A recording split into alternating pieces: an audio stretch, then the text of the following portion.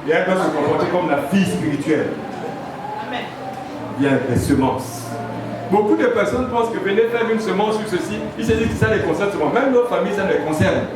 Amen. Ce sont des choses avec lesquelles on ne blague pas. Les bouches autorisées. Vous avez une bouche autorisée ici. Quand tu te détournes de cette bouche-là, il est difficile que tu puisses être béni ailleurs. Vous n'avez pas remarqué qu'il y a des gens qui ne font que tourner l'église en église. Amen. Ils ont refusé la voix qui sort de la bouche de leur Père. Amen. Je vais terminer. Quand on parle d'une bouche autorisée, c'est aussi quelqu'un en qui Dieu a investi quelque chose pour toi. Il a une réserve dans ses entrailles pour toi. Vous allez prendre l'exemple du prophète Samuel. Alléluia. Il était dans la maison du prophète, du sacrificateur Élie. Alléluia. Et dans cette maison, Élie est très tolérant. Ses fils touchent les offrandes, il couche avec les femmes et il tolère une paternité qui n'était pas dure, pas de caractère. Mais dans la même maison, il y avait un fils qu'on appelait Samuel qui dormait sous l'arche, qui, indépendamment du comportement des autres, n'imitait pas les autres. Il a refusé d'imiter les autres. Et en refusant d'imiter les autres, il y avait l'héritage du ministère du prophète Élie, du sacrificateur Élie. Amen. Au moment où Dieu a parlé à Samuel, Samuel, il va chez le père spirituel. Le voici. Il dit, je ne t'ai pas appelé. Une fois, 2 fois, 3 fois. Le sacrificateur dit non, c'est Dieu qui parle à l'homme. Quand il revient, cette fois-ci, quand Dieu va te parler, il parle, ton serviteur écoute. La bouche autorisée à introduire Samuel dans son ministère, c'était le père négligent qui était Élie. Ce n'est pas parce que quelqu'un a même des failles ou des tares à quelque niveau que ça va remettre en question la puissance qui se cache dans sa bouche. Amen. Moi, honnêtement, je ne suis pas quelqu'un de parfait, je le sais. Mais ma femme sait que ce qui sort de ma bouche, quand elle me met dans des conditions, restera une bénédiction. Mais tu es tolérant, tu prends trop de temps. Je dis, s'il te plaît, laisse ça comme ça. N'insiste pas, je n'ai pas envie de changer. Elle a voulu me forcer à apprendre à faire la cuisine, j'ai brûlé le riz express. Il fallait que je la décourage un tour. Il y a des gens qui aiment bien faire la cuisine. On les appelle des gens de mari gentils, ils sont bien. Mais moi je refuse d'être ce genre de mari. Est-ce que vous comprenez? Je refuse radicalement. Avant quand j'étais célibataire, je me débrouillais. Mais là je le refuse, je refuse. Elle a insisté toutes les stratégies possibles, je dis laisse tomber chérie, je ne peux pas céder. Je préfère passer toute la journée avec le pain dans la bouche que de préparer. Est-ce qu'on est béni ce soir? Amen. Alléluia. C'est pas parce que je refuse de faire la cuisine à ma femme que ça va annuler le potentiel spirituel que j'ai pour elle. Et beaucoup des enfants de Dieu ont ce problème. Tous ceux qui voudraient que leur père puisse être, qu'il n'est pas sur le plan charnel, remet en question son onction dans leur esprit. Dis à quelqu'un erreur. Élie était tolérant avec ses enfants. Mais la grâce et le potentiel d'instruction qu'il y avait dans sa bouche pour Samuel n'était pas une erreur. Est-ce qu'on est béni ce soir? Amen. Tu peux te lever?